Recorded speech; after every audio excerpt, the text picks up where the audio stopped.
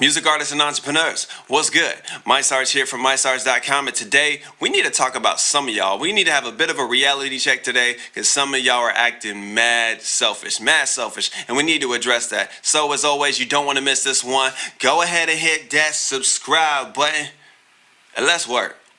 Salute to that.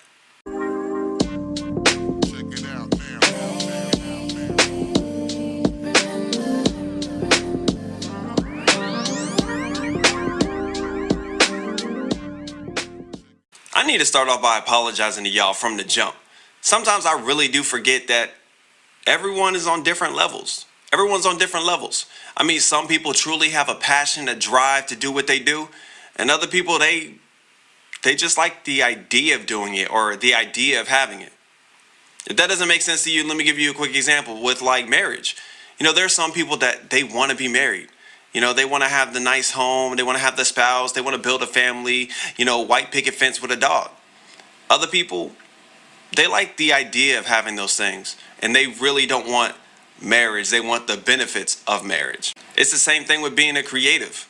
There are different levels to this, and not everyone is built to be full-time. Some people are built to be full-time or meant to go travel. Some people are built to be signed to a label or have a bestseller. And there are other people that their talent, their gift is better for the local community or their state or whatever's going on around them. There are levels to that, and that's okay. And to be real, regardless of where you find yourself on that spectrum, I want to be able to cater to you, the person that's willing to go get it, willing to put in the work so that they can be successful. That being said, also, I do need to speak to those that are not willing to make the move as well. I'm talking about the people that have had friends and family members and co-workers come up to them and say, hey, you should really pursue this. I think you could do this for real. You could do this full time.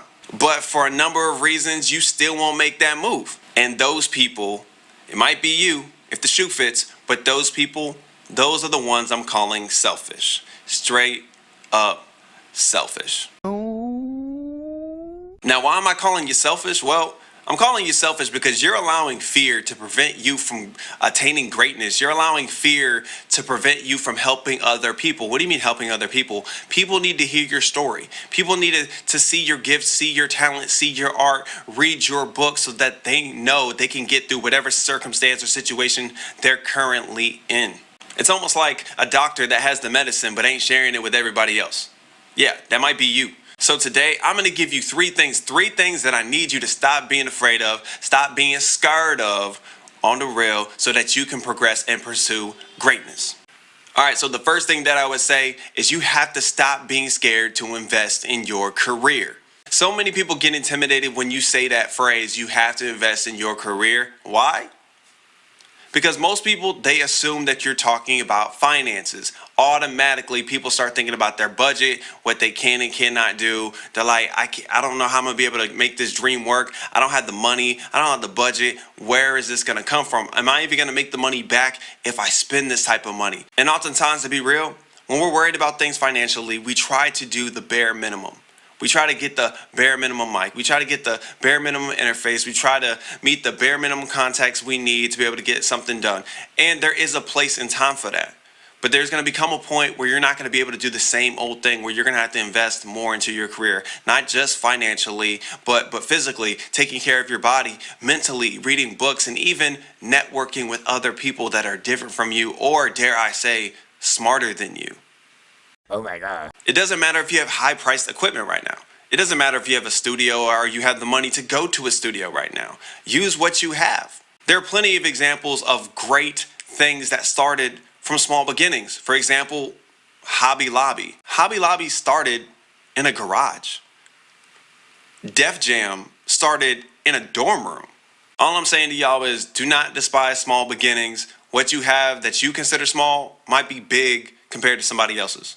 Another thing that I would say that you have to stop being scared of is failing. Stop being scared to fail. Now, let me step back for a moment because not all fear, not all worry is bad. You know, sometimes worry has its place. For example, if you have a song and you're worrying about it, it might be because you just want the song to be good. You know, there's nothing wrong with that. Sometimes when you hop on the stage, you worry because you really want it to be a great performance for the people coming. There's nothing wrong with that. But if fear is holding you back from making action, taking action, you're losing right now. You're losing right now. I've said this before. If you go into a job interview and you don't believe that you're going to get that job, you're probably not going to have that job. You're probably not going to get a call back. Why? Because you're not going to be emotionally there. You might be physically there, but emotionally you're not going to give it your all because you're not going to truly believe that you can get it. Same thing with a relationship. If you get with someone and from the jump you're like, I don't know if this is going to last long. Well, why are you in it?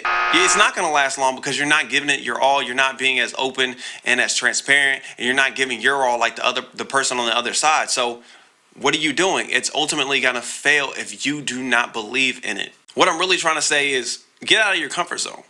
Get out of your comfort zone. Comfort zones are not healthy for you. They're not. Matter of fact, all progress, all real growth happens out of it. Let me just say this. You're going to fall. You're going to fall multiple times, regardless of what industry you're in. And that's okay. That's not failing. That's growing. That's learning. To be completely honest with you, you learn so much more when you fall than when you're just running. If you never fall, you don't ever learn anything about yourself. So do not be afraid. Do not be scared to fail. And the last point I'm going to make today, don't be afraid to be transparent. So I know this is going to hit home more to the majority of people because we don't like exposing ourselves to other people. We don't like being as transparent and being an open book. And why? Well, it's because we don't want people plotting on our downfall. We don't want people to take advantage of us being open and transparent and giving our all into something just for people to try to get the best of us. Well, I'm going to say from personal experience, your focus is already off if you're worried about other people. Your focus should not be on them at all. I don't care who they are. I don't care how long they've known you. I don't care if they're a family member, friend, co-worker, church member. I don't care who they are. Your focus should not be on them. The real truth is the people that need your attention are your supporters.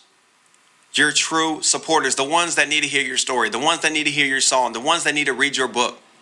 Those are the people that need your attention right now. For example, just think about music artists that you listen to. Just think about bands that you listen to. The reason that you listen to them is not just because you like their music. There's something about them that you can connect to. There's something about their story that you vibe with. And when it comes to you, there's no difference. See, the people that pay attention to you, the people that listen to you, they listen to you and they look out for your content because there's something about you that they relate to. There's something about you that makes them get excited. There's something about you that makes them want to trust you. So be open. Be open about your goals. Be open about your setbacks, your past, your relationships. Be open about that because people are going to be drawn to that and they're going to always want to be around you and your content. If you want to do a song about your favorite drink or your favorite snack, do it. If you're going through a bad breakup or you had a loss of a family member, talk about it. If you want to create a texture or paint a portrait about your dog, do it. Whatever you have to do, be transparent, be open. Write a song about it. Write a blog about it. Even go live on social media and talk about it. Do whatever you have to do so that people can connect with you, your story, your message. And that's a wrap. That's it. What'd you guys think? Did you like this video? If so, go ahead and hit that like button. Then hit that subscribe button so you get notified every time I drop a new video. Also, be sure to leave a comment at the bottom if there's a topic that you would like me to talk about. Go ahead and let me know what I should be talking about next, and I will add that to the list. And as always, be you, enjoy your life, live authentic. Salute to that. Catch y'all later.